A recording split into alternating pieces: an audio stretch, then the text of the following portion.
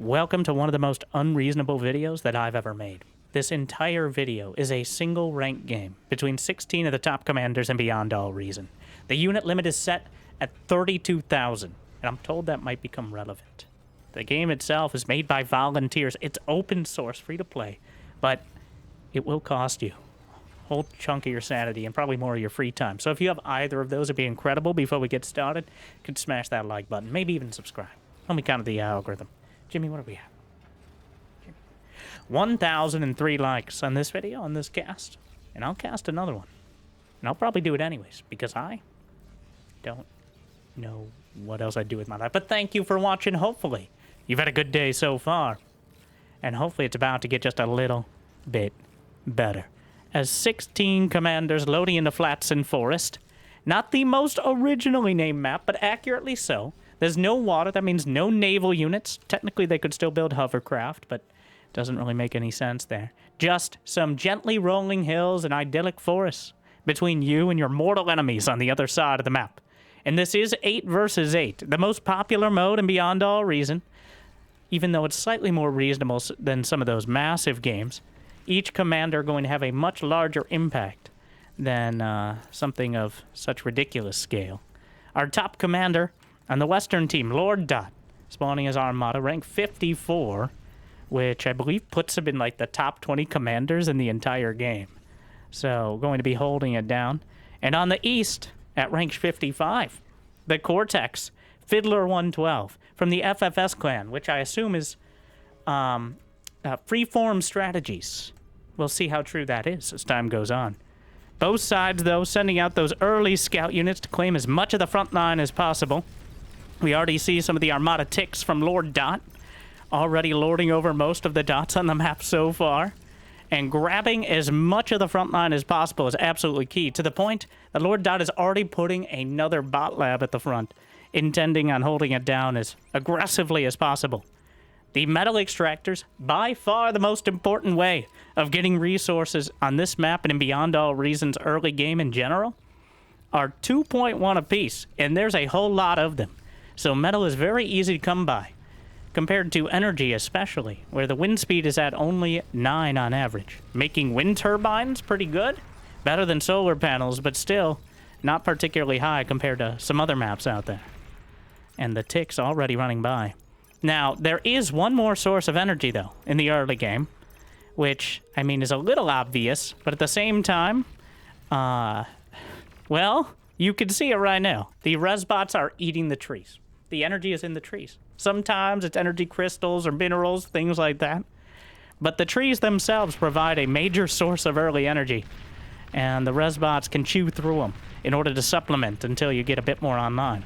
But the ticks running by, and the actual vision of players, especially in the early game, before you have aircraft or radar or anything like that.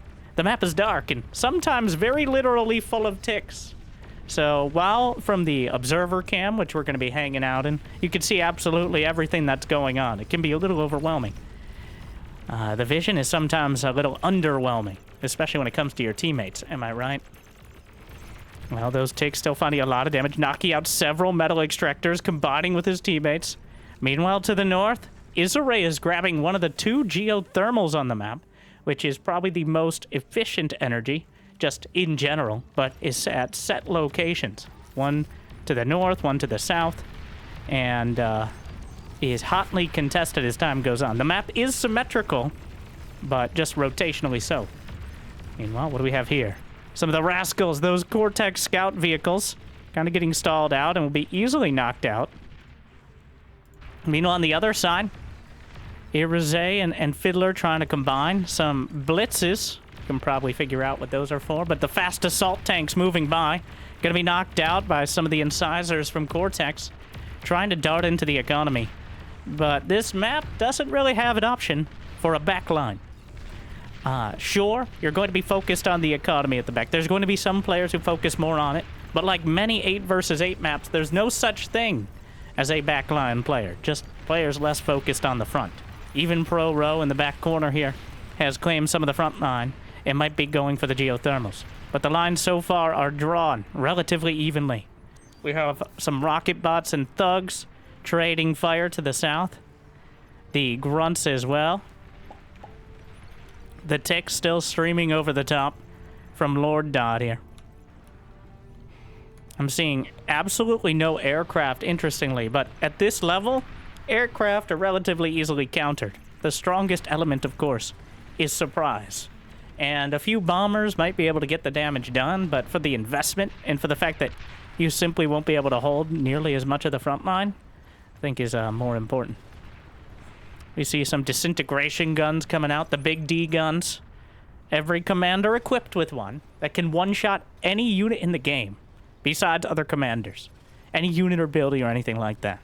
So now, the danger is you have to get close, and it costs a bunch of energy to fire it. So if you go too close, it's very likely the enemy will take advantage of that, even if you're able to take out some of the units. It's very relevant in the super early game, and then again in the much later game, when the most expensive units are on the field. But the lines are drawn. What is this going on? Oh, if you win a tournament, you get a hat. All right. You can't buy, no pay to win, only win to pay. It made sense. Don't think about it too hard. Just think about Vapad getting blasted by the rocket bots. The thugs don't have quite the range. The rockets can be dodged, but not when you fill the whole field with them. Lord Dot, quite a mismatch here with Lord Dot versus Dr. Weed. And the commander itself, 9% HP, 0% HP, and first bolt goes to Lord Dot. Endoki right now sending him a bunch of metal to perpetuate, and he's just punching forward with the thugs. Wait, those aren't thugs. Those are maces. Kind of the Armada equivalent of the light plasma bot. Heavy enough, though. And now OD coming down with the incisors to try to bridge the gap. Any player punching through the front line is not just a problem for that player, it's a problem for everyone in the neighborhood and eventually the entire team. Most matches are won by one side or the other being able to punch through, but somehow Lord Dot and Fiddler, the top two players battling it out, in the midst of the back line here, as Fiddler was able to get through with some of those early tanks and is knocking out the back line. Lord Dot is wearing a lot of hats, somewhat ironically, though very conspicuously does not have a hat on his commander. Got to win some tournaments for that. OD gets caught, and another one! Oh no. And the commanders themselves are worth 1,250 metal when you reclaim them. Those resbots that are eating the trees also very able to reclaim. And on the ground right here, 1,800 metal. That's one of my favorite parts of the game, and the most important to understand, especially in matches like this. When you win a fight, it's not just about taking that position or even the metal extractors. It's about reclaiming that extra metal. And in the early game, it's probably the best source of it. When a unit dies, it leaves behind a wreck with about 70% of the metal it costs to build that unit. Technically, with resbots, and the reason they're named that, you can revive units with energy. But that requires a lot more time, and energy, like I mentioned, pretty hard to come by in the early game. So just getting the metal in order to maybe go up to tier 2. But Fiddler has punched through again. What? Another commander down. Whose commander was that? Irize, a little bit far forward. But Fiddler just keeps knocking through with the incisors, slicing into the defenses and the economy. And you can see the statistics. Oh, Fiddler! It looks like somebody rage quit to the north. We already lost 2, actually. Fiddler will take control. Irize actually handled... So, I don't even know who left. But one of the players left. And Fiddler took control, and then he sent the control back to one of his teammates. Which is, of course, something you can do in Beyond All Reason. It has one of the best systems for that. But one of his teammates, Irize, now has a bombing run lined up. It might even be better for the higher-ranked player to take control of some of those units. A lot of players have a tendency to leave early, if you would, when they're convinced that they can no longer be productive or have a winning position. Oh, no, Irize loses his second commander of the game, but the bombing run continuing by. Thing is, there's not that much to really target. He's doing a good carpet bomb, trying to take out some of the wind turbines, but so far, I mean, it's still good. There's no air to contest it, but I think part of the reason he lost so much on the ground is he was trying to focus on the air. And now a huge move out of Endoki. A tier 2 lab on the front lines. These things are incredibly expensive. 2,900 metal. They're worth over 2 commanders. Not that I would measure it like that, but... So, that tier 2 lab is one of the biggest parts. Vapad... What? Okay. Vapad also.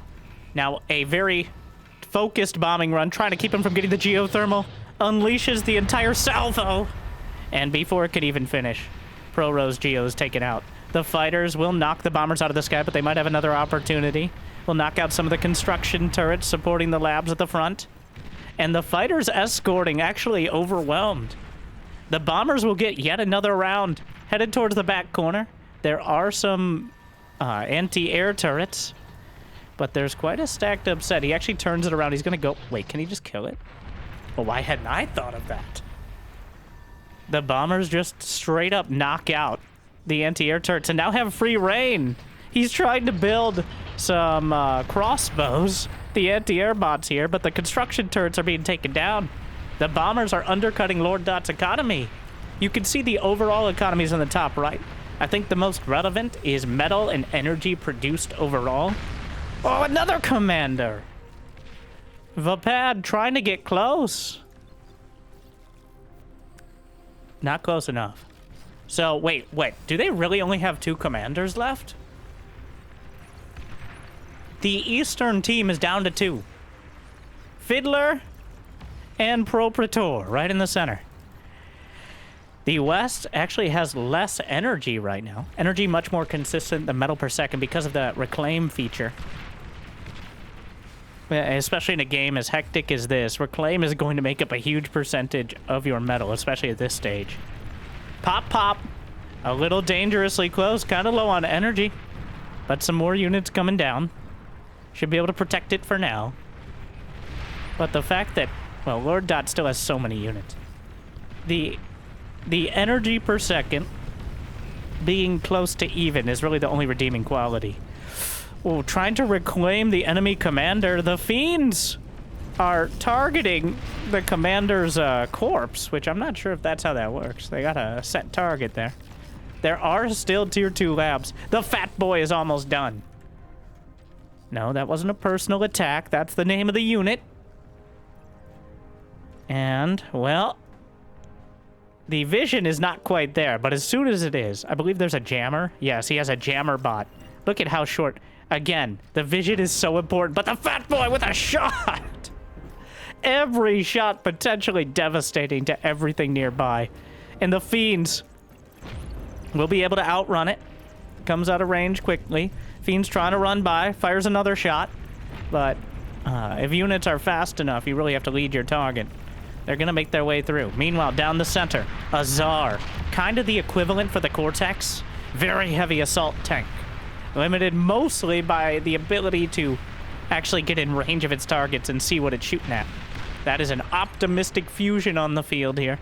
The fusion cores, the advanced fusion reactors, and the fusion reactors are the late game energy production. The fusion, basic fusion providing 1,100 for Cortex. I believe it's 1,000 for Armada.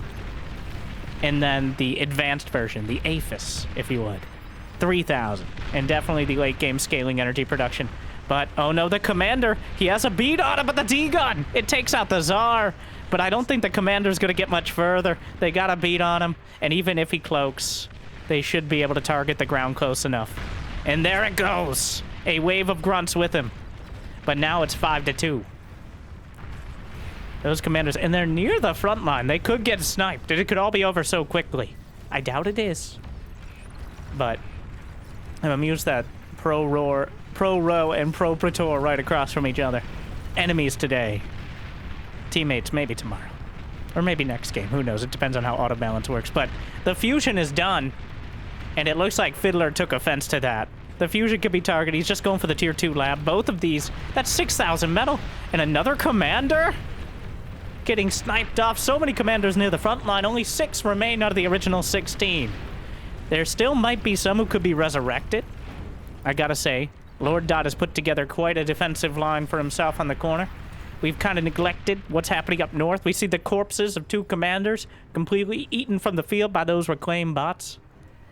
And still, energy production and overall metal goes to the red team, but not by such a huge margin. Map control is another one. And then there were 3. The Tiger tanks from the Cortex, very effective at punching through. I hear a fat boy. It's so loud. Hopefully well, I am scared to turn up the volume too much. He's trying to reclaim. Okay, so if he reclaims it at the last second, that fat boy, another shot. I can't tell if he was trying to repair or reclaim. He's trying to reclaim it, but I don't think he's going to get it. The fat boy shot will do it. And it's down, and that means there's wreckage, which you can also reclaim. So, I guess, well, until the fat boy targets your construction turret. Meanwhile, pings across the board to the north. Fiddler's broken through to the back line. Again, and Lord Dot coming from the south in order to shore up the defenses. Just a wave of ticks. Kind of impressive, his, I guess you don't get to this rank without having some map vision and map control. But the Tiger tank's getting overwhelmed by the ticks. He's trying to target down the tier 2 vehicle plant. The ticks stinging as much of the Tigers as they can, but it's quite a literal battle of tick versus Tiger, which eventually, through probably like Lyme disease or something, the Tigers will go down. And that'll slow down enough of them to get countered by their counterpart. But on the Western team. They've lost a lot of ground down the center, though.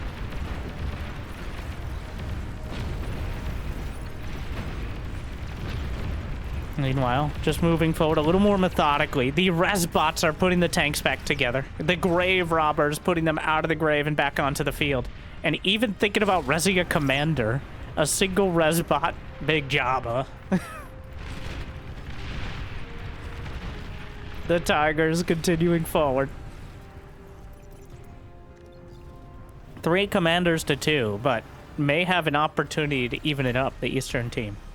Meanwhile, even more Tiger tanks across the field, swinging down from the north. We see some bulls combined with salamanders, the amphibious tanks. It's interesting those are being mixed in. Some ticks to complement and maybe draw some fire. Also provide a lot of vision. Again, it's about the vision. You need to see it. Well, you don't technically need to see it to shoot at it, in beyond all reason, but it helps a lot when it comes to accuracy, and units will try to lead their targets if they have a good beat on them. Meanwhile, the north is being cut off almost entirely. Propraetor has another commander. Now it's 3-3 suddenly.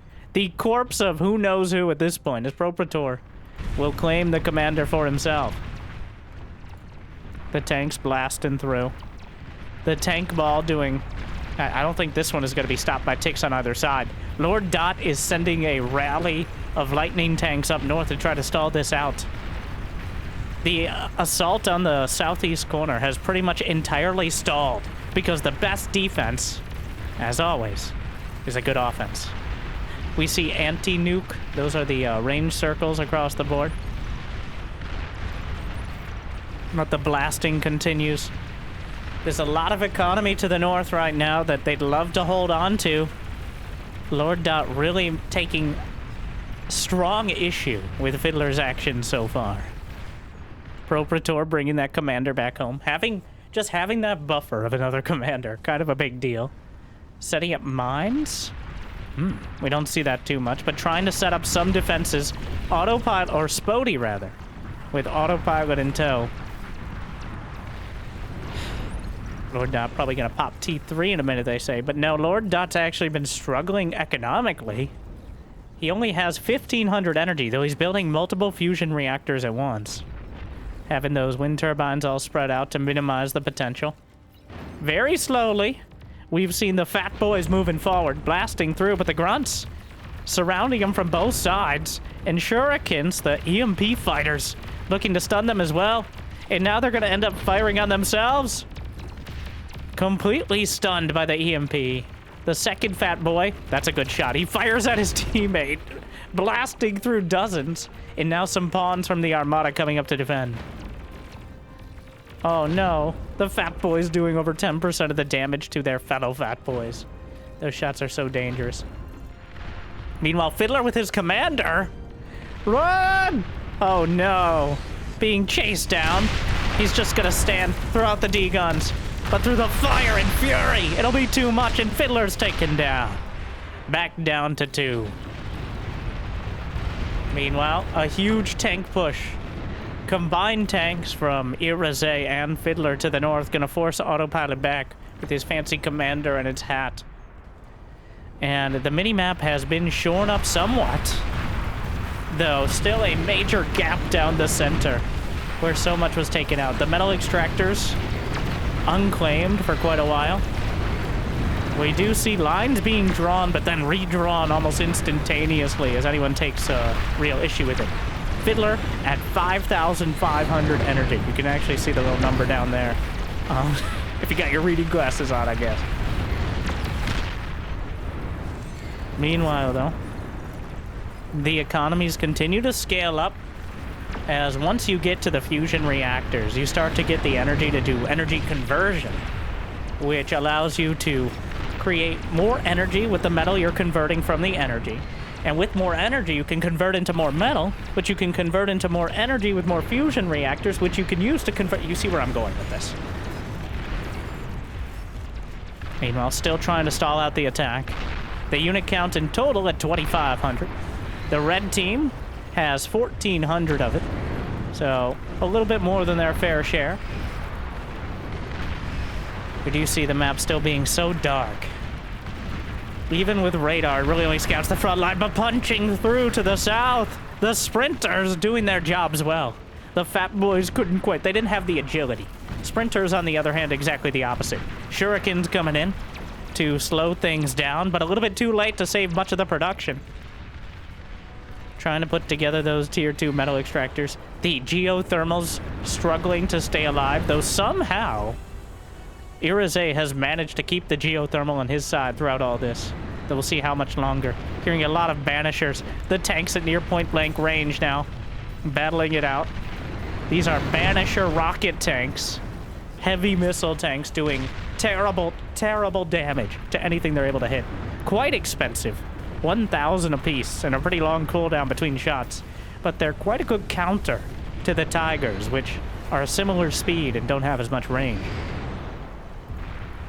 Meanwhile, fighters brawling it out. Actually, some wasps, or yes, wasps. I think it's hornets for Cortex or Armada, but brought in. The fighters exchanging in the sky, and actually it looks like the Western team has significantly more of them. But Tier 3, the Shiva battle mechs on the field. They have a long-range rocket, and close range, more of a shotgun blast with their plasma. But because they have air control now, there's limited. Shivas do not have any anti-air capability. In fact, nothing here does. At least nothing particularly effective. Some units will try to shoot at air, but only the ones really dedicated to the idea are particularly good at it. More shurikens trying to shore up the defenses at the front.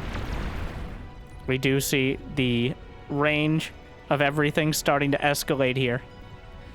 A whole lot of rockets arcing up into the sky and knocking down things a little bit further on.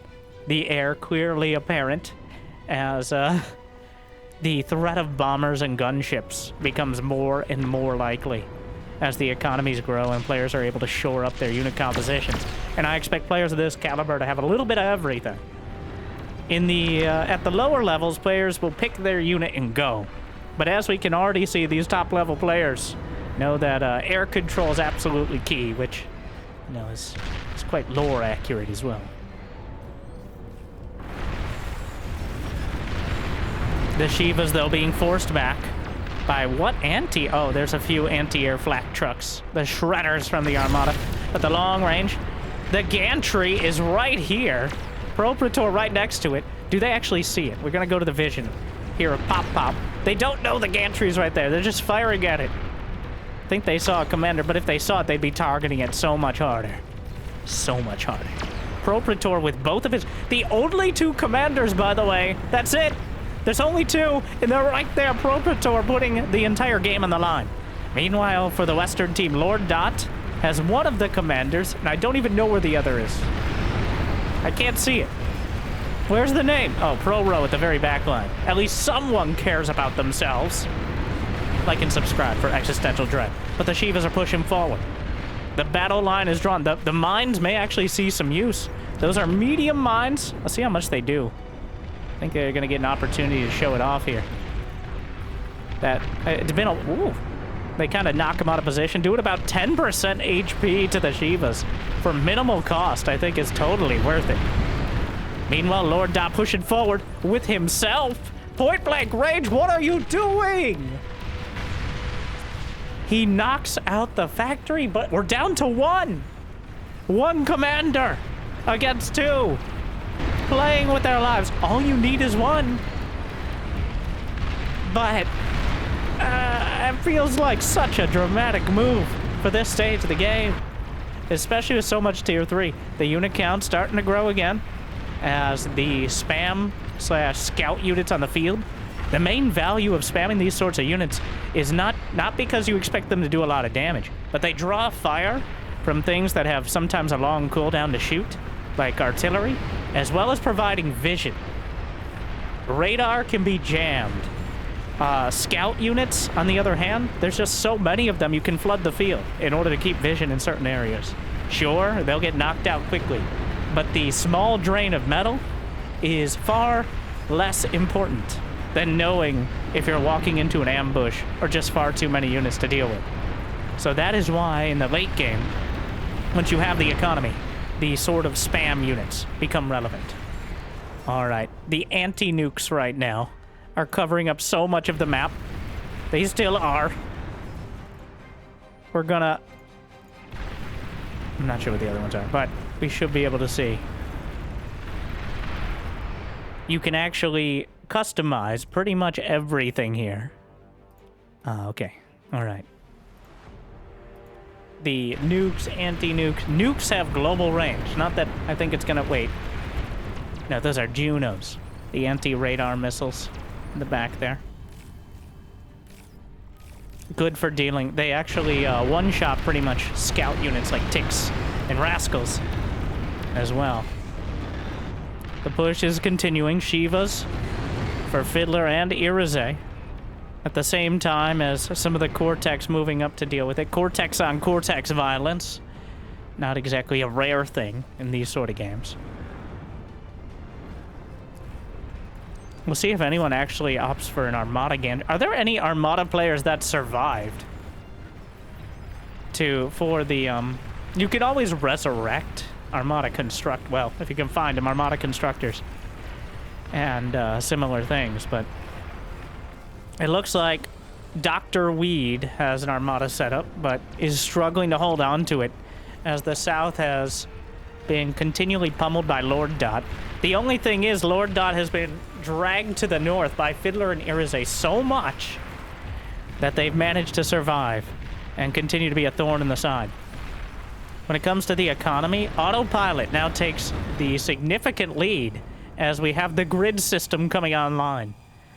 Yes, if you put all of your economy together like this, a single well-placed plasma shot could destroy a significant percentage of your entire team's economy.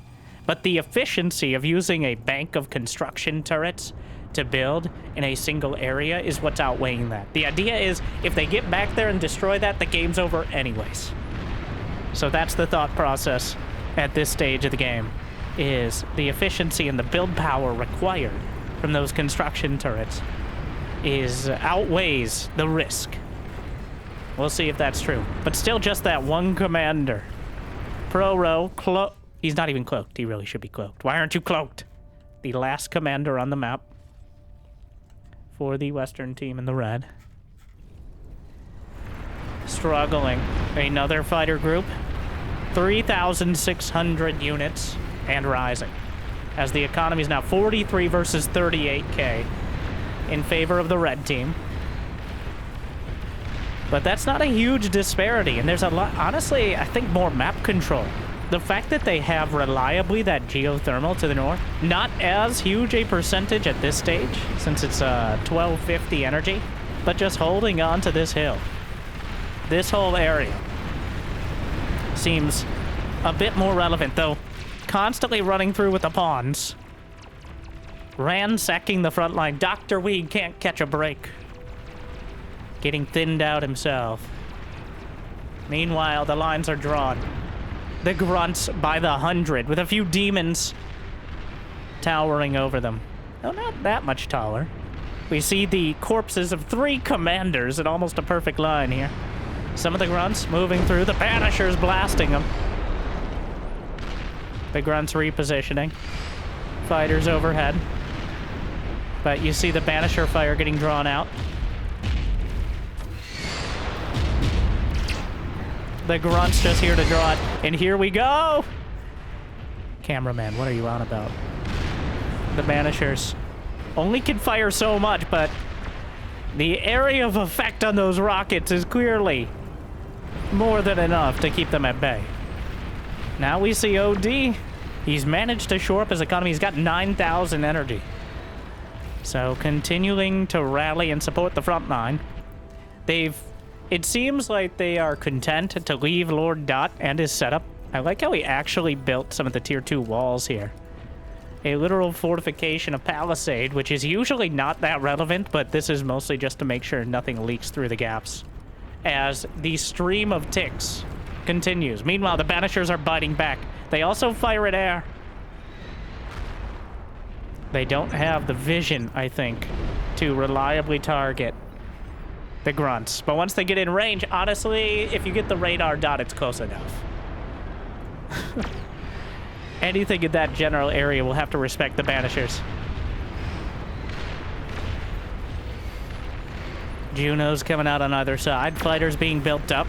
The ticks trying to swarm. Karganeths with their rockets. Another tier 3 option. Praetor and Fiddler both on the front line, though they do have... It looks like they finally realized that maybe we shouldn't have... No, that you can't hide behind the tree. Commander about 1 tree tall. Fun fact. All right.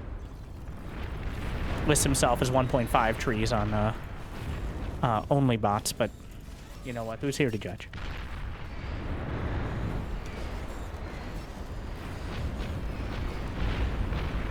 Unit count 4,500. The spam really just the sheer unit count. So the players are limited to 1,800 apiece. And the patch that fun fact, there was a new engine update to Beyond All Reason just a few days after this game, where when a player leaves, you get their unit count, at least spread between the team. So we could be seeing players with a unit limit well over that in the future. But reaching 1,800 units is still quite a task for anyone at this caliber, so if we see it, I'll be both impressed, appalled, and hope that my CPU will survive it. Meanwhile, the map becoming more and more like that CPU I was talking about, as the power grids are literally coming online in the corners and the back, and kind of close to the front, to be honest here. Some more units stalled out by the shurikens.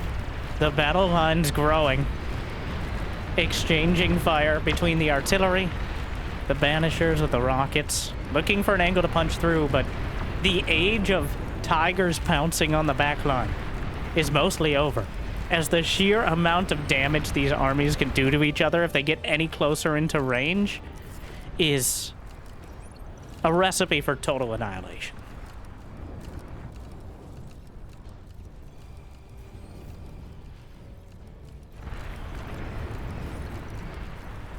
$5,000 units. Go to the full overview. Lord Dot has claimed so much, but in a relatively concentrated area. Meanwhile, there's a lot of space to work with, which might be the most valuable resource as time goes on to the north.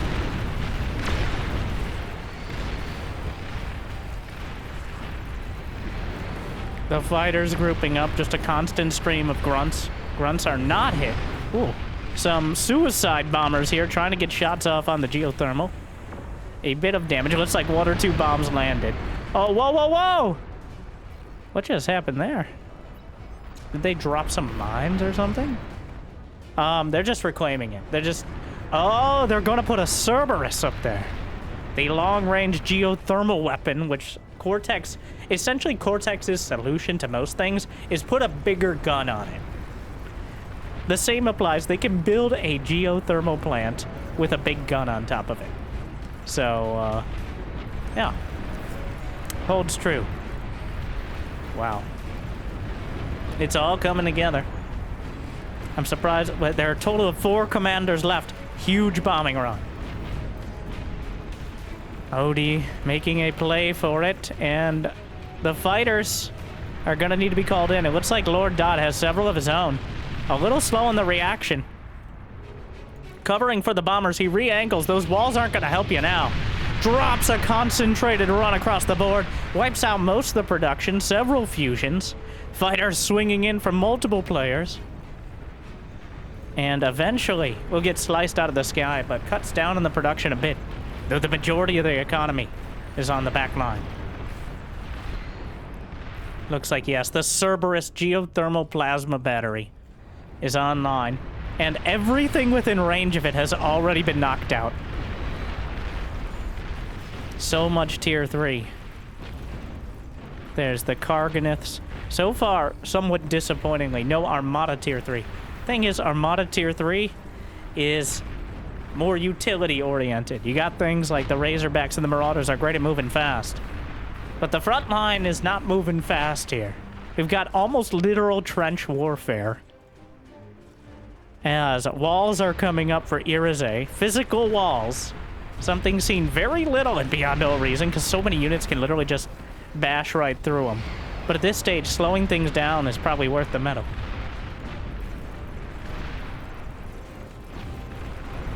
The Fat Boys on their own out here. Fat Boys with 70 kills and counting. But Propraetor's making a play down the center. It actually looks like the Eastern team is making a real push. Odie with 500 units. Propraetor, 500. Lord Dot, 700. Fiddler has 750. And Irize, 750 as well. Wait, what about Autopilot? 667, and most of that is the economy. How many advanced... That's 23 advanced fusions. Each of them giving you 3,000 energy apiece. We got 69,000 energy right there. Nice. That's over half the energy for the whole team. He's overflowing it to the team. Anything he can't use himself to perpetuate that fusion grid is going to the rest of the team, and I think they kind of need it at this stage. Nobody else is over 20k. Meanwhile, a bit more decentralized on the blue team. But, oh, here we go. A bit of a more mobile line. The ticks coming out, just ticks and pawns up against tier 2. Welder's gonna help cut through it, but I don't know if Lord Dot has what it takes to deal with this. The pawn's running up.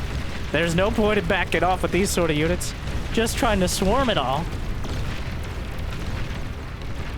And the Tigers are gonna punch through. Does he have anything to protect the back line? Oh, here comes a literal scythe of shurikens. Wow, that's so many of them. How many does he have? Quick, on it.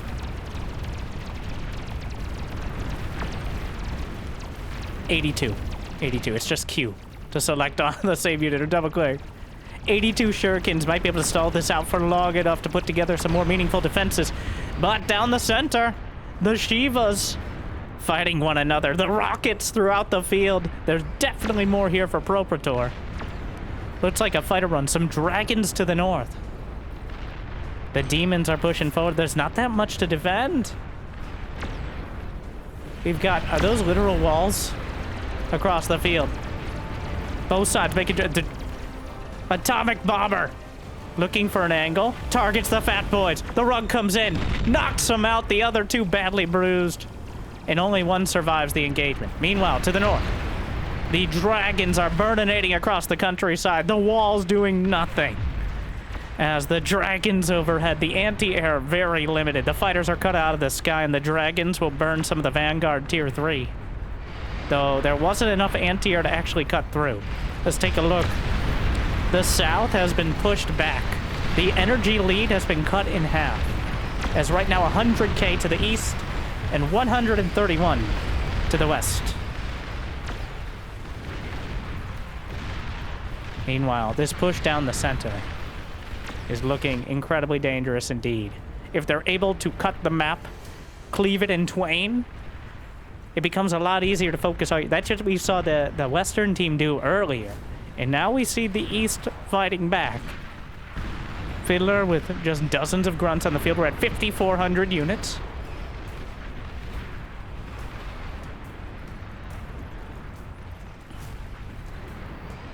As the Constable, can we... Not that. We see so far. Units destroyed. About 6.2k units lost on either side. The total metal produced, 2 million versus 1.8. Energy, 77 to 62. The damage, actually more damage done by the blue team, which kind of tracks for them to be in this position. We have some more catapults, the long-range heavy rocket bots flinging out dozens of rockets in the general area. Getting critical damage, but there's very limited anti-air. The dragons are bruised from the previous engagement, but so far holding. The fighters coming over the top to contest them, but they help hold the line for now.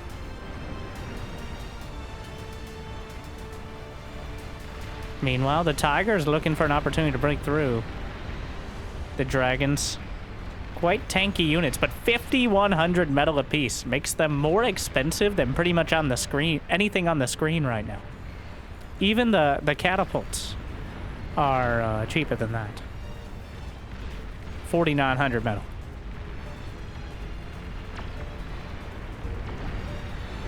And a Thor! Finally, Lord Dot brings us some Armada Tier 3, the Thor Lightning Tank. It also builds up some EMP missiles that it can fire as a mobile missile launcher itself, but it's great at clearing out clumps of units. As long as there's not literally so much wreckage on the battlefield, it can't move. But the same kind of goes for both sides. All right. The Resbots are pulling everything back together. The armies being brought back by the scaling amount of energy on either side, as we see over 150k now, and that exponential curve continues going up. 6,000 units. Some gunships. The Wasps swinging in again. There's very limited anti-air. The Thor's coming around the corner. How many Resbots can you kill with a single shot from the... Well, this. Quantity has a quality of it. That's a lot of pawns. That is a lot of pawns. That is so many pawns. That is 325 pawns. The Thor is designed to deal with this. Asterisk. That's just so many pawns. And here we go. It's taken out a dozen at a time. Unfortunately, there's over a dozen dozens. They will be driven back for now. There's plenty of fire support. But it comes down partially now to the economic scale, where both sides are at the level of a... Is that a nuclear missile launcher? The Apocalypse. Right alongside it, an anti-nuke launcher. You know, yin and yang. Anticipating the potential on either side. I'm just gonna give it a... There are two on the map, actually. Where's the other one? Oh, his teammate has one. I heard a Juggernaut. I heard the iconic Juggernaut laser. Let's see if I can find it now. It also might be a heavy bastion, I'm not sure. No, that was the Juggernaut. He's building one, but I heard it. A lot of the heaviest units have some icon... Oh, long-range plasma cannons firing. Meanwhile, the Thor's pushing forward. There are 4 commanders for blue now. How does this keep happening? How do they find another commander to res? Well, Proprator dangerously close. The Thor gets taken out. Meanwhile, the catapults are breaking down the walls. They have the high ground on Lord Dot's base. He's held for so long, and now the walls are covering most of the rest of the map in this corner. Meanwhile, there's so many fighters. 332 of the tailwinds, are they? High winds, rather, sorry. Even better. Winds howling. The demons holding the line. The fire bats. And 26 wasps down the center. Unit count at 7,500. They all keep spamming out fighters, as air control is going to be absolutely key. There's blocks of walls throughout the map. The backline power grids, definitely more decentralized for the Eastern team. But within 10%, 200, it's scaling so fast. The exponential curve of energy production, and then metal right after it with the converters. We have some plasma deflector shields now coming up to deflect those plasma cannon shots. And I need to stress, deflection does not mean absorption. All right? They will deflect plasma cannon shots. Each deflection costs energy. If they run out, they'll go right through. But the deflection could also be dangerous in and of itself. Thors are holding the tier 3 at bay for now. 8,000 units. We're approaching the unit count of some of our 100-player games. But of course, when you get players of this caliber, with these economies, and this much map to work with, it might be even more dramatic.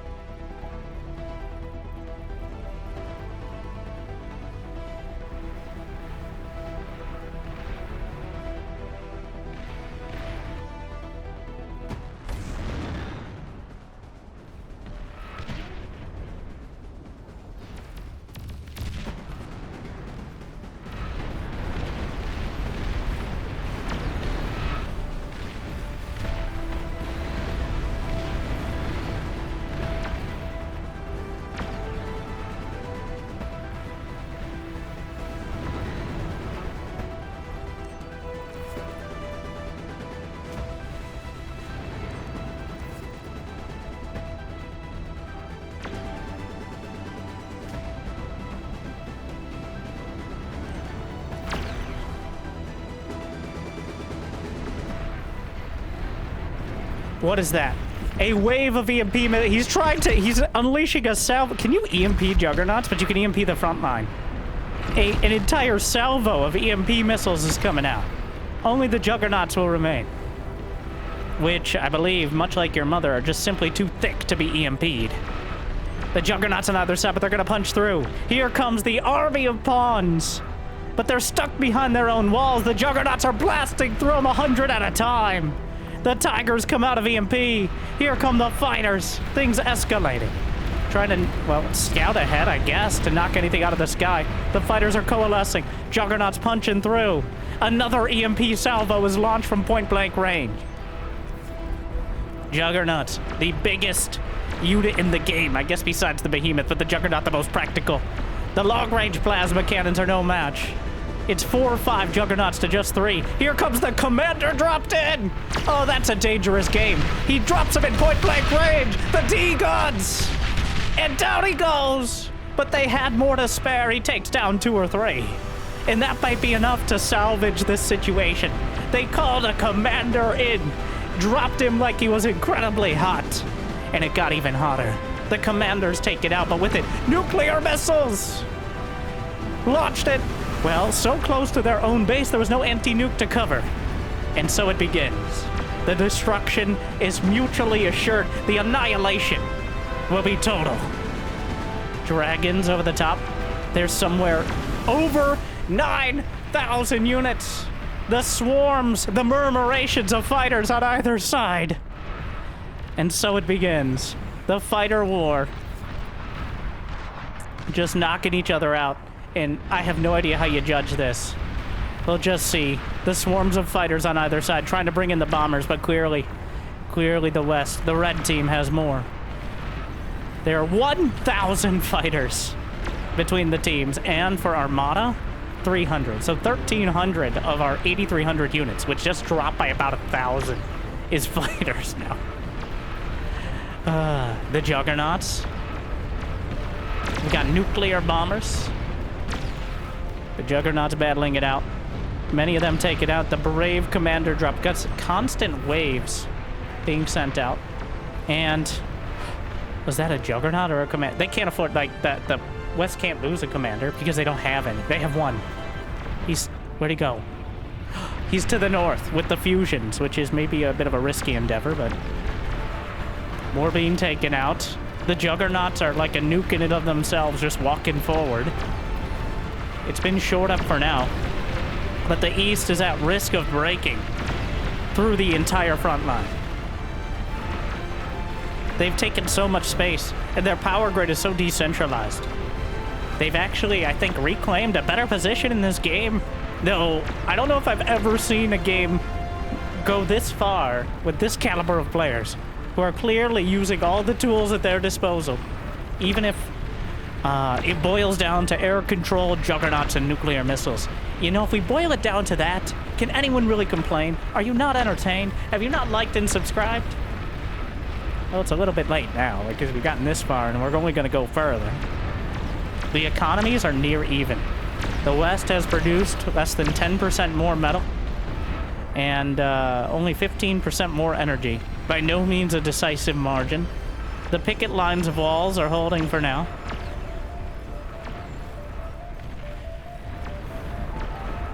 Juno's just flung across the lines to make sure radar is pretty much inoperable constantly. The no-bots land built up because of the sheer danger of all the ranged weaponry. Nuke flung up. Anti-nuke missile intercepts. Nukes scattered throughout. Let's see. There are 3 Cortex nuclear missile launchers, which I believe are more dangerous, larger AoE, but longer to build. Whereas the Armada builds a little bit quicker, but a little bit less radius if it gets through. I may just be making that up on the spot, though. I'm not actually sure that's the case. Either way, you really don't want them to get close to you. Let's make that clear, as it should have been. Meanwhile, the Jugs bearing down on Lord Dot's base, at least the front base. Most of his economy is not too far off. But again, the vision. Ooh, quite a lag as I switch to the vision on either side.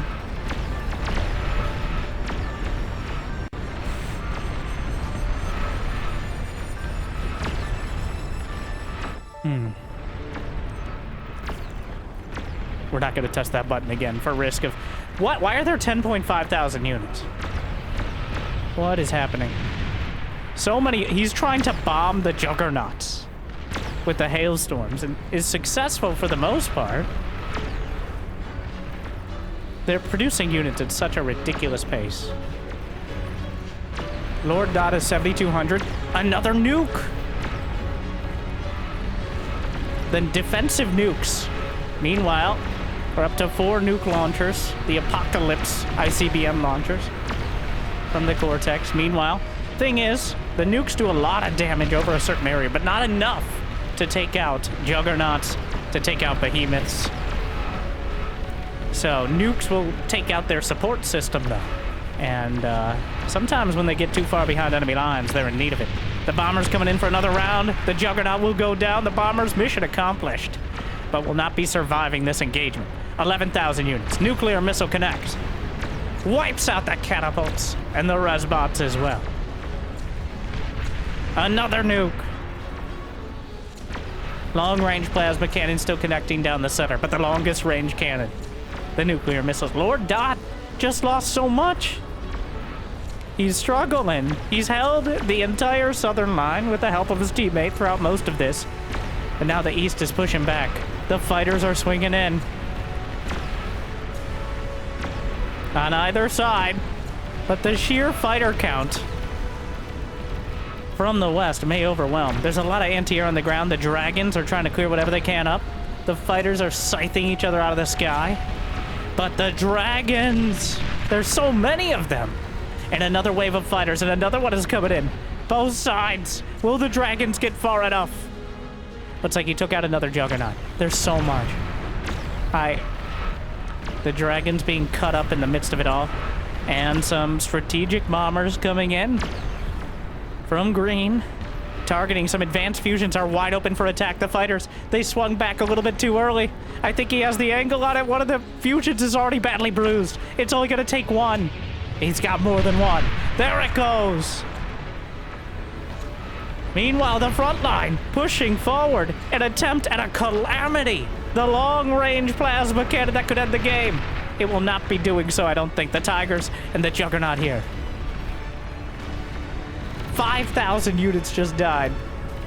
Something like that. We're down under 9,000. The game actually kind of adjusting the actual game speed at this scale. Meanwhile, more nukes intercepted. But the Juggernauts will wipe out the Calamity and stave off the end of the game. Meanwhile, the Behemoths are marching forward, the Juggernauts before them. What is the answer? How many? They only have one commander. You don't have any D-guns left. Using self-destruct on the Juggernauts to maximize the explosion radius. We'll be wiping out some of the walls as well. The picket lines. There's so many Juggernauts. There's 20 Juggernauts on this screen, and in total, 34 on the map. We have 14 Behemoths. And 15 nuclear missile launchers? They're gonna try to overwhelm the anti-nuke. The anti-nuke launchers only cover a certain area, and they fire off missiles like anything else. I believe it only takes 5 or 6 nuclear missiles to overwhelm a single anti-nuke launcher. They're much cheaper, so you can easily spam them. But if you don't quite have enough, or you get hit from an unlucky angle, well, the nukes are incredibly cost effective. Right up until they aren't.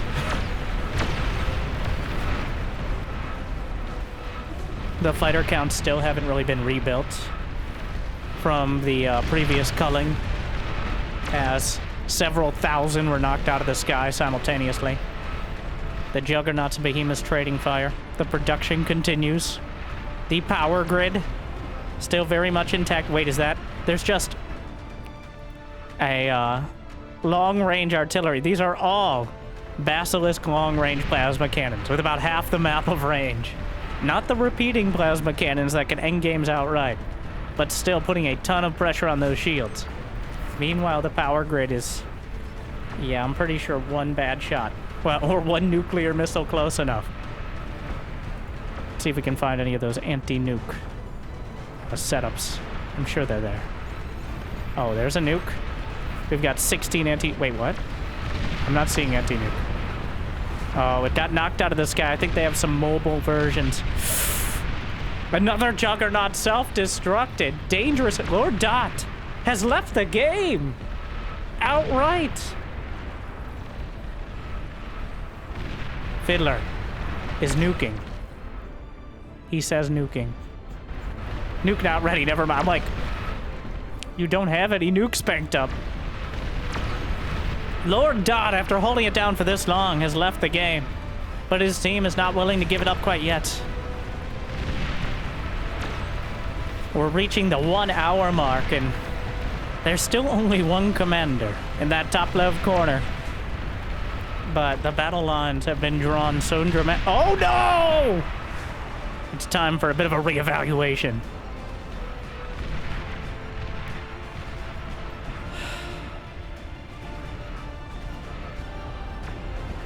Juggernauts moving through to the north. I think, okay, let me get the full overview. Oh my god.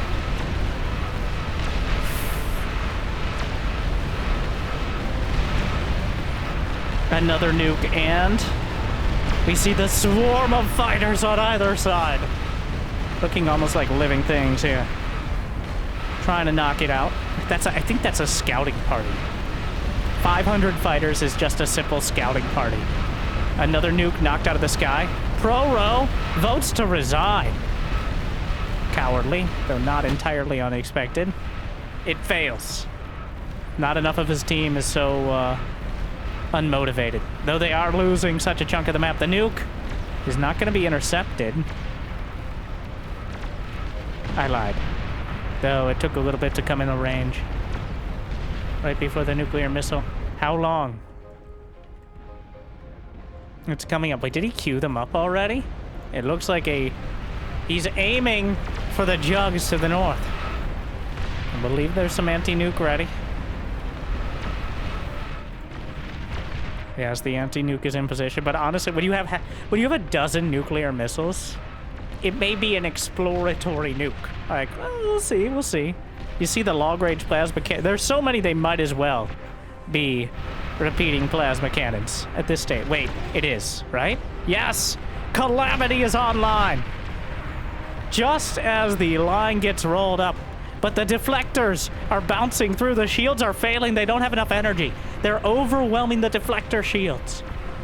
And it looks like that will be an inspiration for a more directed attack. The dragons behind the fighters on either side. The dragon's gonna try to burn through. That's way too many fighters. There's no way. They have so many fighters. That right now, over 1,000. The vast majority on the Western team. They can cut the dragons out of the sky. The juggernauts, the entire... At this point, metal extractors are not really relevant. Nice to have, but I feel like the total of... Even with tier 2, the metal extractors may be less than 10% of the total metal. It's all energy converters at this stage. There are 1,000 Cortex energy converters on the total map, as well as 130 Armada. Oh, it's time. The nuclear missile silos are opening up. It's happening. Fires off. 5. The anti-nukes come up to intercept them. There should be enough. Several emplacements. Knocking them out of the sky. You're gonna need more than that.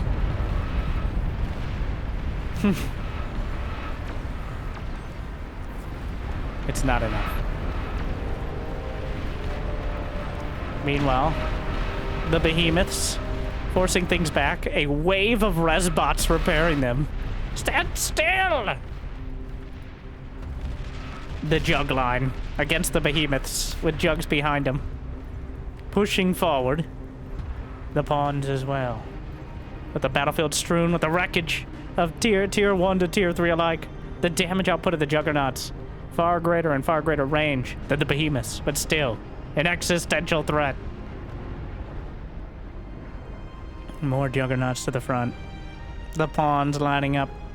The fighters as well on either side. We have a summoning circle of fighters over there in the top right for the purple. The plasma shots continuing.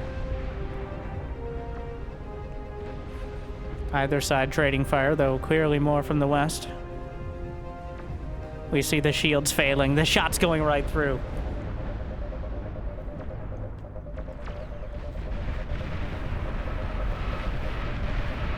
Oh no.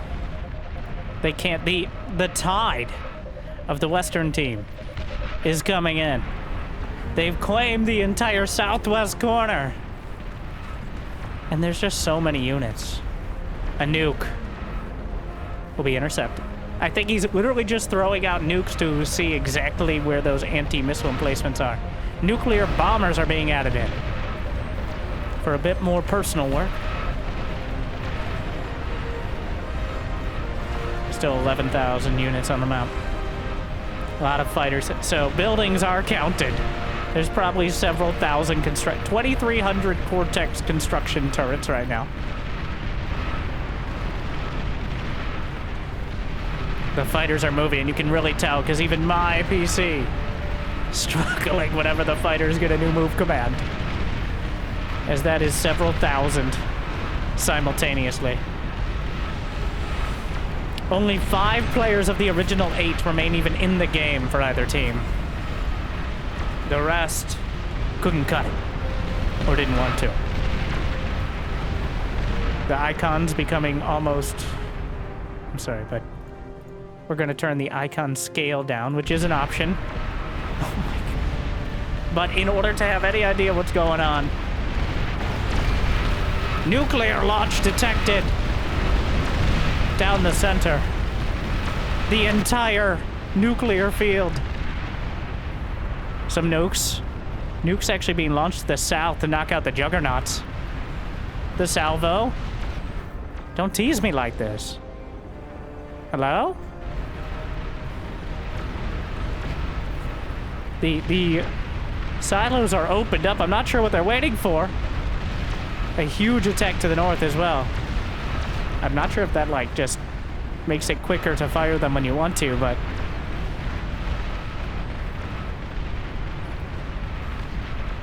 Meanwhile, the battle to the south and the north, the juggernauts explode when they die. And since there's more juggernauts nearby, that can create a chain reaction in and of itself. Losing one could be tantamount to losing the rest. The nukes. He closed the silos. He's building up. He's going to have multiple nukes ready, but you can't. It takes a little bit to fire each one off. They're way quicker than building a new one. How many silos? Oh my, oh wow. Wait, whoa, whoa, whoa, whoa. Whoa, whoa, whoa, whoa! A nuclear salvo! Targeted at the north to stop this push in its tracks, and that's one way to do so. Oh! Nuclear annihilation! In the entire support system, and everything in the entire... And actually creating another crater. Making it almost impossible. Yes, terrain deformation is on. They can reshape the flats in forest to something a lot less accurate. The forest has been wiped out. The flats are next. And it actually is quite an arduous thing. Terrain does matter. And they've created a low ground for their own juggernauts to look down on the enemy. Wow. No anti-nuke in range. Every single one landed and carved into the land itself. And now the juggernauts will push back. The terraforming via nuclear missile. But wait, going down the center, the fighters are moving in. The dragons are pulling back. Thousands of fighters on either side. The unit count right now is 13,000. We'll see what it is in 1 minute.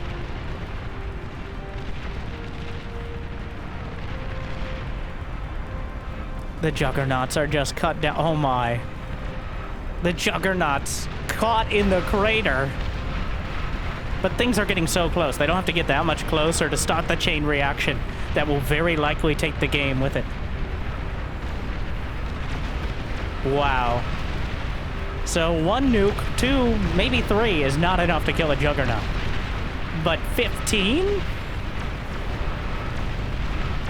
It seems like is closer. The demons. Hello? Hello? The demons are cutting through. There's a fusion right there. Oh no, they're hitting their own. The friendly fire from the long-range plasma cannons knocked into the construction turret. Oh, there's another salvo ready. It's happening again. The nukes. The anti-nuke missiles are launched. And it looks like they're firing at the back line. The anti-nuke looking to intercept. Some coming in a little shallow. The anti-nukes don't land! Direct hit! It's a disaster! The anti-nukes are still trying to fire! It's too late! It's too late! A crater where much of Irize's base once was.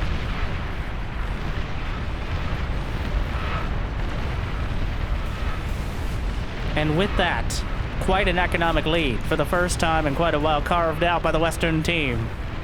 The sheer quantity of nuclear missiles carving out another chunk of the map. The anti-nuke number was not high enough. The fighters! Oh my.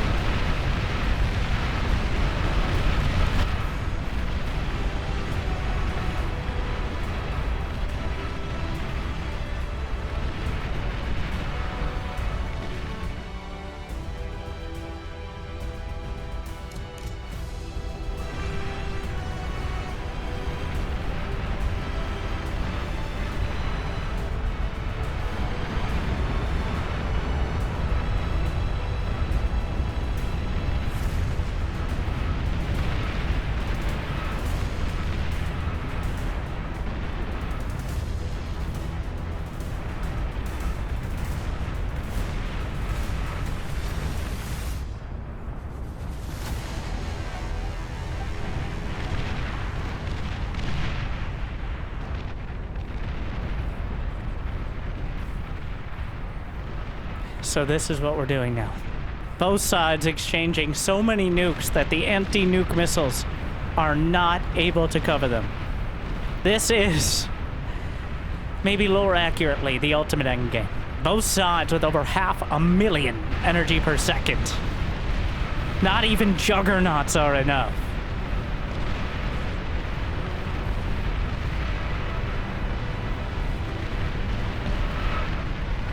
The tier 3 pales in comparison to the value. 56 apocalypses. Trying to bring on some version of themselves. Another salvo opening up. Nuclear launch detected. The anti-nuke. We're getting a real demonstration of the strengths and weaknesses. There's not enough. That's not even remotely enough. The salvo!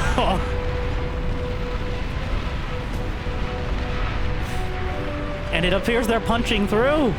The shields are failing. The anti-nuke is coming up short. And the Western team, pushed back into the corner, will return fire in the most dramatic possible fashion in the 69th minute of the game.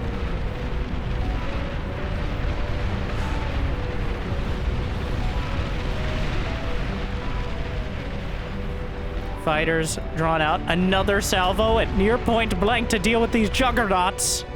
That's one way to do it. Oh, and the crater carved out the juggernauts. Still, many of them survive, but are going to struggle to move through.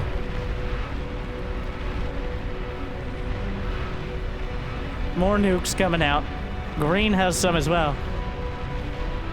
The long-range plasma cannons fighters exchange at either side. Wait, what? Oh, anti-nuke missile. That seemed like a weird angle. But a bombing run? A bombing run! Slipping in, well, you know, everything else. There's a lot of anti-air, but it looks like they're gonna get enough and take out the fusions. Thankfully, quarantine compartmentalized enough in order to prevent an untimely demise. The unit count's still over 10,000, though I think mostly buildings. The nukes continue landing, raining down, drizzling. Like, somehow more nukes almost than plasma cannon shots. Just one after another, though kind of dangerously close to his own units. At this point, he's literally shooting himself in the foot with nuclear missiles, which is not exactly ideal. May have queued it up a while ago.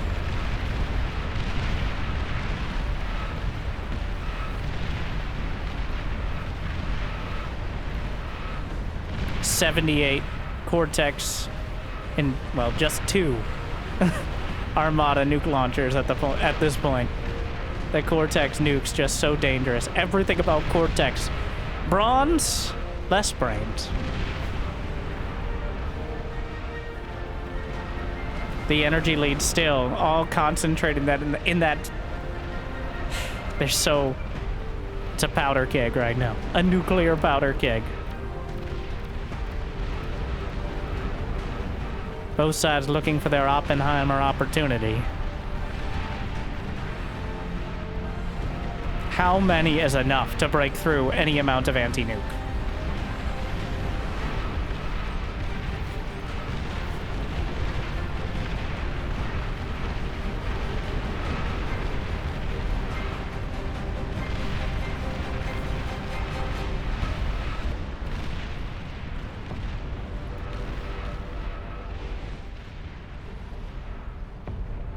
The plasma cannons arcing over the field. The juggernauts navigating some newly created craters. The behemoths doing so as well, but significantly less, with significantly less agility. Some vanguards being mixed in. The fusions dangerously close to the front line. The commander count has been critically low for both sides for so long.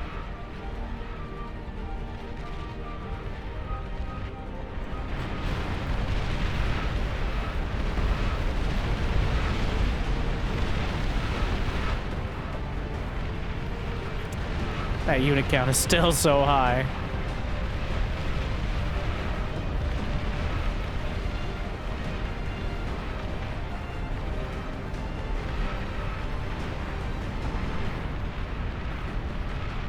The shield's starting to fail at the front.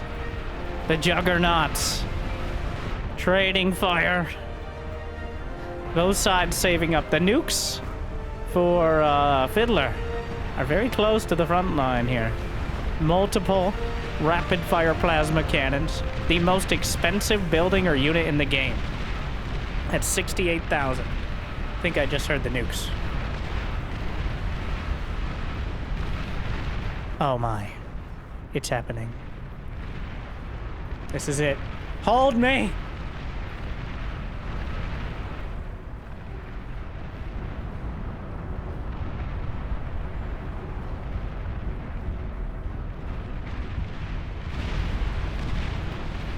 $50 nukes flung out. The front line targeted. Oh my! Wait, the dragons are landing in the crater. I don't know if that was intentional. I thought they died from, like, falling into it. Which, I guess air units could be hit by a nuke on the way down, potentially, though good luck preparing for that. Still the wall of fighters on either side. We're back to waves of spam as well to maintain vision. Some more nukes being thrown out. The fact that a single nuke is barely a footnote at this stage is quite a dramatic thing. The catapults as well. Another salvo. Anti-nuke. It looks like enough. It isn't. It isn't. Too close! But somehow... Oh my. The advanced fusion reactors grazed. The sheer amount of juggernauts. Is there any anti-nuke nearby? They have a wave of anti-nuke. Oh, a salvo from the corner! The mobile anti-nuke vehicles. Throwing up more missiles, more interceptors. The juggernauts on the opposite side of the new crater.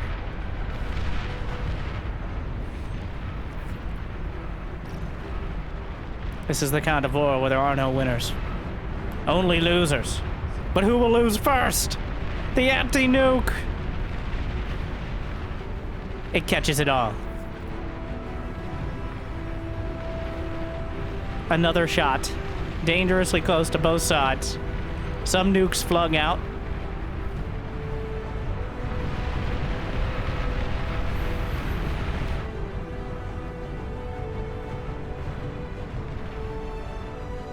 More towards the front line. Getting close enough. And if the juggernauts start a chain reaction of their own. Still only a marginal economic lead. For the... At this point, it's not even the Western. It's just the Northwestern team. How many advanced fusions? 380. 124 Cortex nuke launchers. 11 of Armada.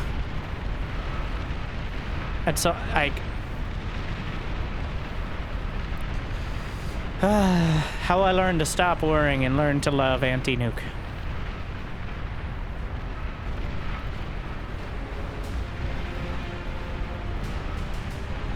The map will be unrecognizable at the end of this. Craters and former forests. There's half a dozen rapid-fire plasma cannons just constantly bombarding the front lines.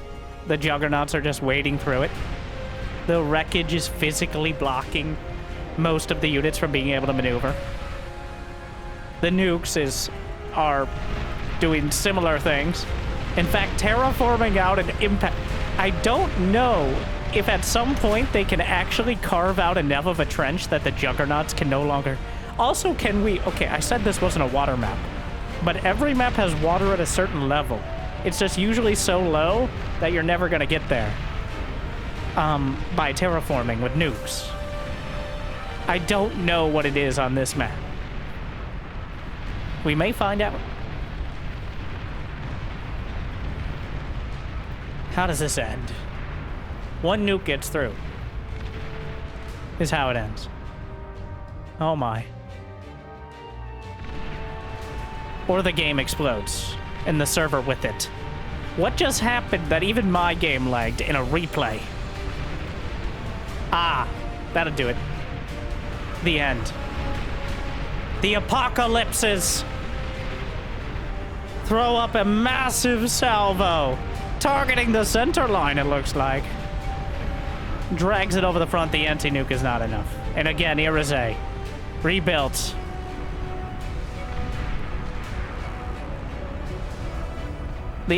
Oh, it's so sad. Watching it fire into the ground, tracking the nuclear missile that has already landed. Yet another crater carved out of what was once Irize's base, with the unfortunate position of being not protected by the center mass. The juggernaut walls on either side. A single nuke sent out. Where one juggernaut was cause for excitement, a dozen, 100 are barely worth noting. There are 98 juggernauts on the field here. Maybe more, and I'm just not. Yeah, 99. As things start to visibly break down. I'm surprised even a game as unreasonable as this has made it this far. The engine chugging when other games would have faltered entirely.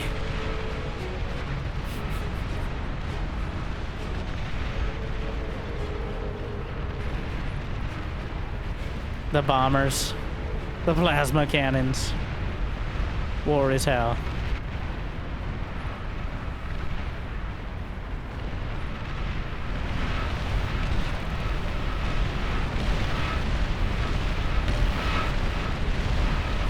Oh, another round. Targeting the front line? There's no anti-nuke at all. The battle line of juggernauts about to be a bit more uneven. Oh, wow. Okay.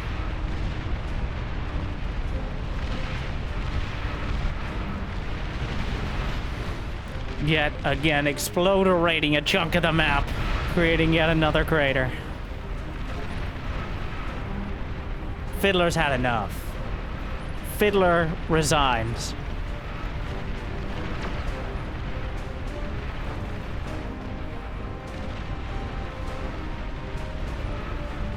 There are 4 players left controlling either side, matching the 4 commanders that remain.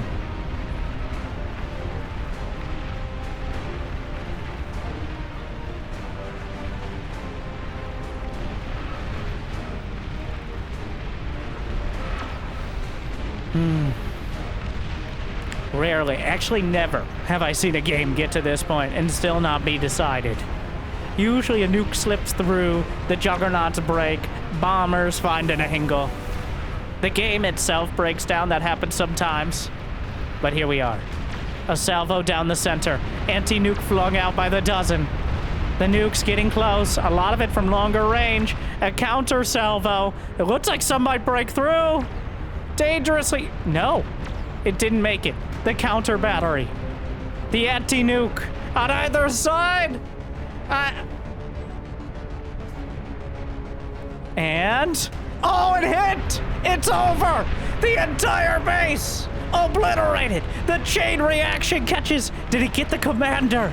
No, not quite. But there it goes. Half of the base. They have to go now. That's it. Suddenly, double the energy. Double the army value. Wait, the army value's in favor. That's it. It's the end times. The apocalypse is upon us. There will be no more economy. Somehow, the commander... the commander at 10%! Not even close, baby. But they have to go. They must go forward. There's nothing to go back to. The enemy team doesn't actually know exactly how much damage. The nukes don't provide vision, and I'm far too scared to change any part of the observing right now.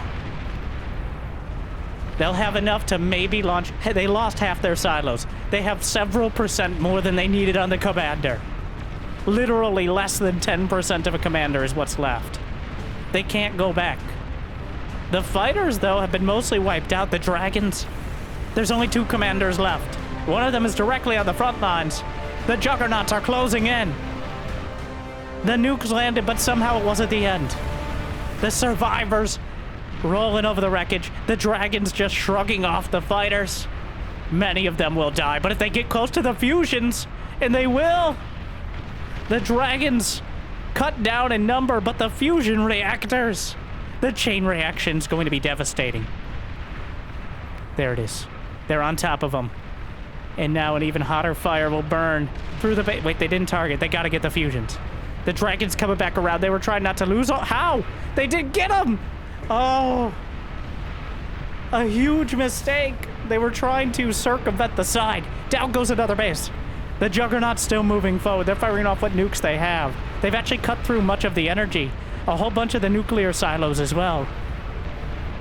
Somehow still 300k energy. Somehow it's not over. We're in a Mad Max situation! Down goes another round of fusion reactors. And suddenly, what looked to be the end is maybe less conclusive. That commander's cloak, there's almost no way to spot it with just bombers. If they can stall out these juggernauts, it might be enough.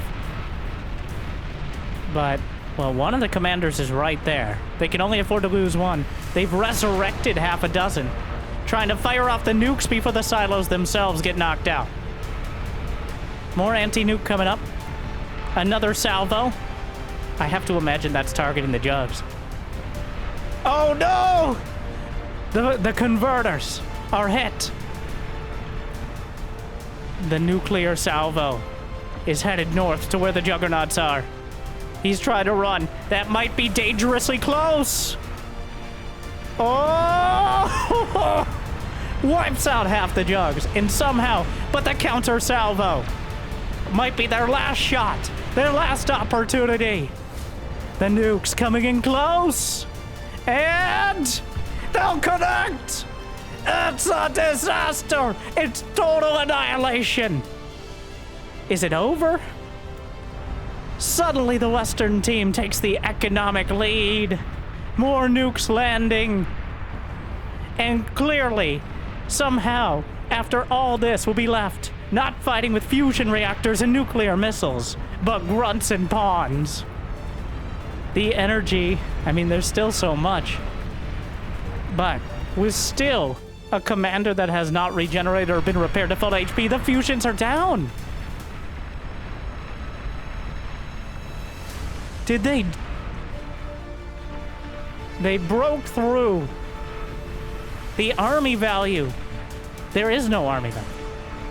The Junos, which can't be countered, actually firing a salvo of Junos, which do 1 damage to everything that isn't a scout, but can't be anti-nuked.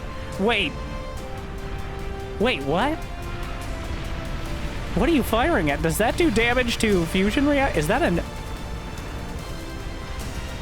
He's targeting the nuke? I've never seen this. It did something. Not a lot.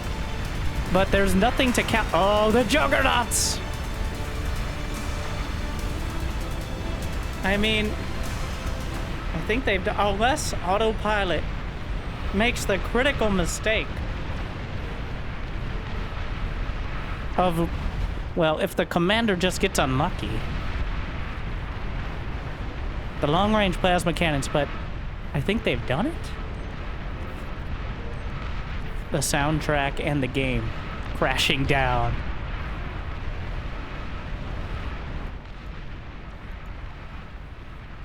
Somehow. There's 3 players and 2 left. After this feature-length experience. Wait, the behemoths! Still dangerously close. Another nuclear salvo.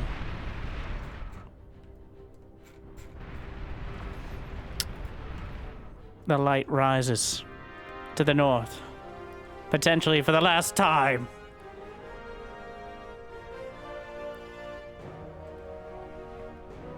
Targeted on the front. Well, not really. Let there be light.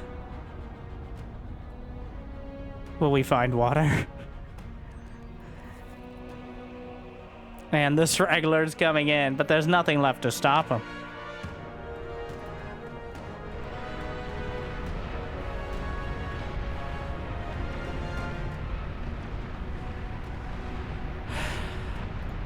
With over 60,000 units left. I think we saw 13 or 14,000 units on the field. I think only some of the 100-player games on Full Metal Plate have even come close to that.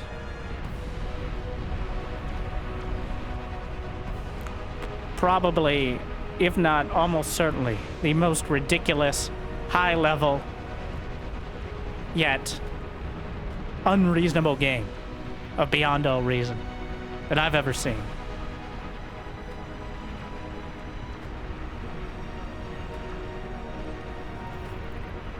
Trying to fight to the bitter end. A single behemoth cutting through. So much HP. They were less than 10% on a commander from victory. But now a salvo of nuclear missiles is spread across the survivors. The entire back line. Hit by a broadside.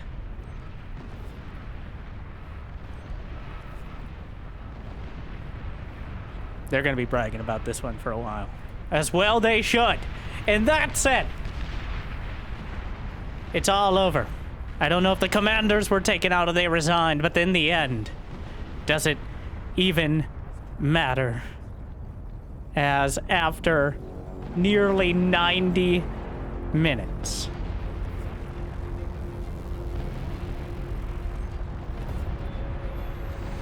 units killed. After hundreds of nuclear missile silos and maybe thousands of nuclear missiles that continue to explode in the background.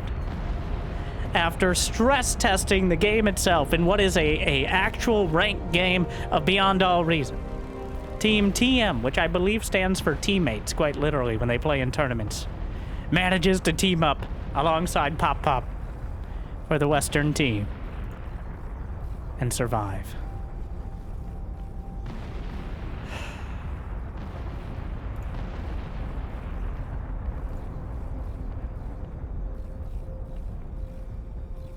Well,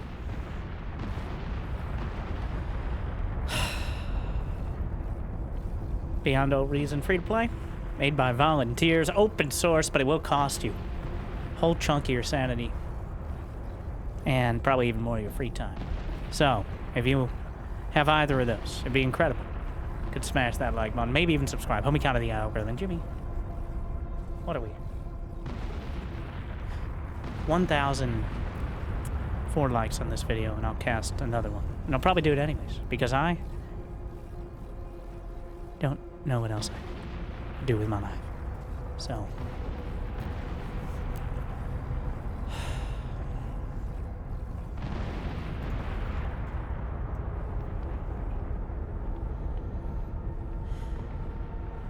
thank you for watching.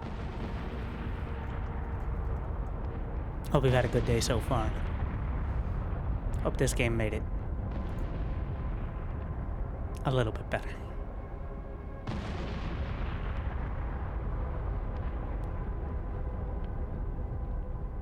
Like and subscribe. Stay tuned.